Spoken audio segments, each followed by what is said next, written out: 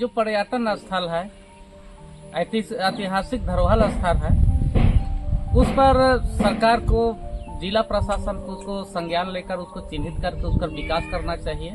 और जो भी इस क्षेत्र में जो भी हर समाज का अपना अपना धर्म है, संस्कृति है, उस पर संस्कृति को बचाने के लिए अपना आगे पहल करना चाहिए। क्योंकि अभी वर्तमान समय में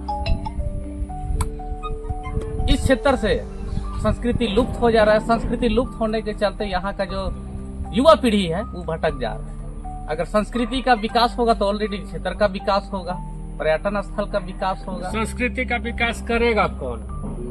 कौन करेगा संस्कृति का विकास? ये भी तो सोचने वाली बात है ना। पहल करना पड़ेगा, कोई तो पहल करे।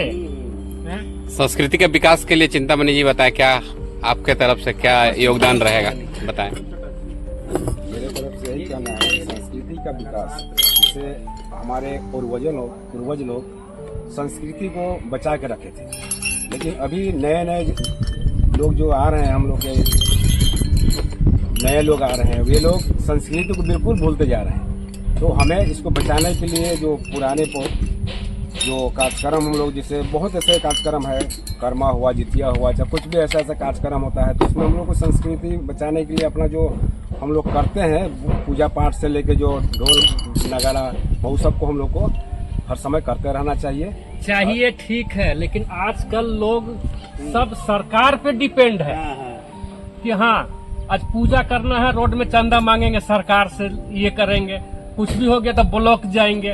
पहले का जो था बूढ़ा बुजुर्ग लोग कि हाँ भाई कर्मा है, एक हफ्ता पहले से तैयारी चलता था। अभी वीडियो कुछ करेगा तो करेंगे, सीओ कुछ देगा तो करेंगे। सीधा सीधी बात यह है कि आदमी अब आत्मनिर्भर नहीं, सरकार पे निर्भर है। सरकार पे निर्भर हो गया है। ये सरकार निकम्मा बना ही दी है सभी लोगों को। क्या है कि अभी देख रहे हैं, लोगों को परिश्रम करके जो खाना खाते थे, चावल मान जो भी मजदूरी करते थे, लेकिन अभी सरकार चावल दे रही है, पहने कपड़ा दे रहे हैं, सब कुछ दे रहे हैं, तो लोग ऑटोमेटिक है कि वो लोग कोढ़ियापना शुरू कर दिया। आप जाइए काम करने के लिए, आदमी खोजिएगा तो नहीं मिलेगा, हर महीना सरकार के द्वारा। लेकिन यहाँ तो पूरा बांग्लादेशी भरे हुए हैं, बाहर के लोग भरे हुए हैं काम करने के लिए, उस पर क्या कहेंगे? करेगा तो क्या करेगा? लोग इस पर भी बोलते हैं कि बाहर के लोग काम कर रहे हैं, उस पर आप क्या कहेंगे? अगर यहाँ का लोग देखिए, इसमें क्या हो रहा है कि सरकार जो है 1 रुपये चावल दे रहा है, फ्री में अनाज दे रहा है, उसके चलते अभी कोढ़िया गया ना, अपना खेत जोत रहा है ना, खेत कैसा है क्या है उस पर ध्यान दे रहा, बस 1 रुपये फ्री चावल के आगे दौड़ रहा है। उसको ध्यान रहता है कि आज कौन टोली में यात्रा लगी है, आज कहाँ मेला है, आज पर्व है तो 82, 83, 84, 85, 86, 87 सब मनाएगा। एक दिन का कार्यक्रम को 3-4 दिन तक उसको टाल लेगा लोग खाने पीने। आपका क्या विधि व्यवस्था हो रहा है, आपका समय जा रहा है, बर्बाद हो रहा है, उससे उसको कोई मतलब नहीं। सरकार का योजना, मोदी जी का एक सोच था, मैं कहना चाहूंगा, अभी चर्चा हो रहा था कि फ्री चावल। मोदी जी ने जो दिया है चावल, तो जिस तरह से क्षेत्र में पहले देखा जाता था कि आदमी जब कमाने जाता था तो जाके फिर पैसा मिलने के बाद में चावल खरीद के फिर खाना बनाता था, फिर अपने बाल बच्चों का अपना भरण पोषण करता था।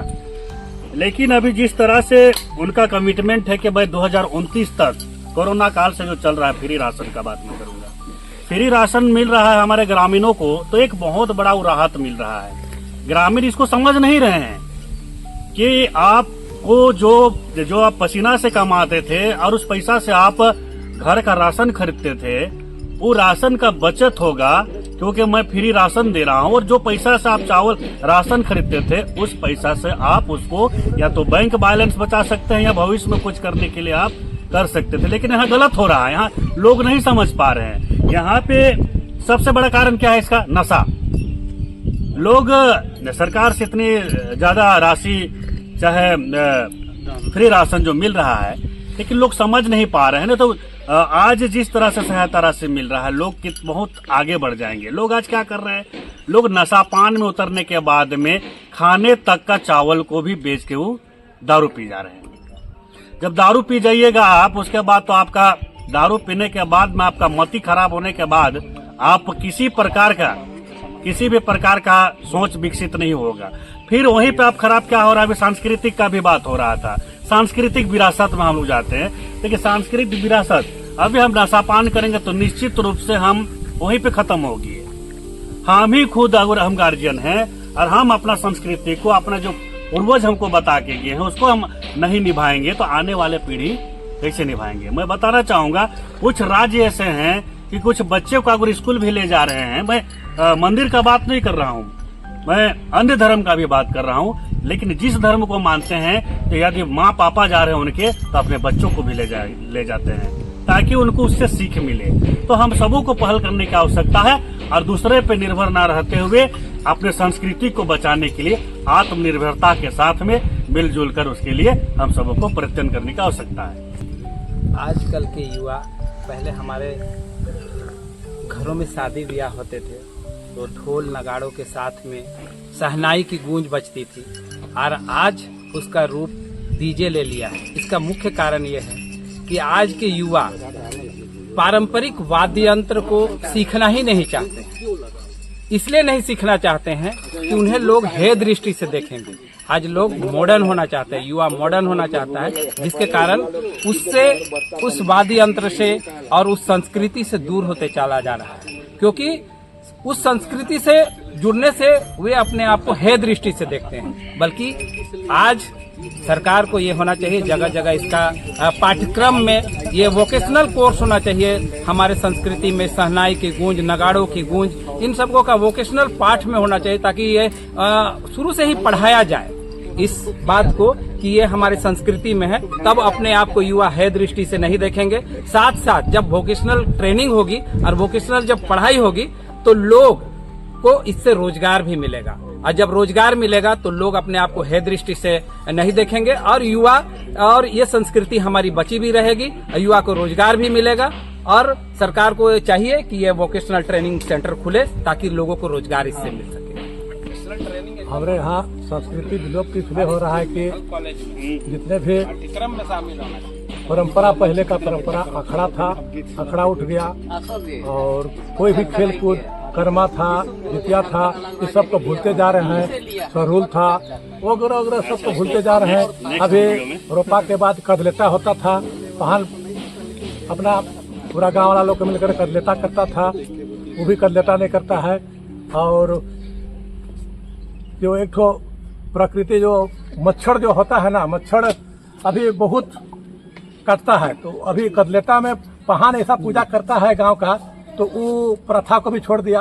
क्योंकि जितना भी पहान है तो सब अपना शरणार्थ को छोड़ करके ईसाई धर्म में परिवर्तन हो गए, इसलिए मच्छर लोग का आक्रमण ज्यादा हो जा रहा है। पहले मच्छर को पहान लोग अपना विधि से पूजा पाठ करते थे और मच्छर गायब हो जाते थे, लेकिन अब वैसी बात नहीं है।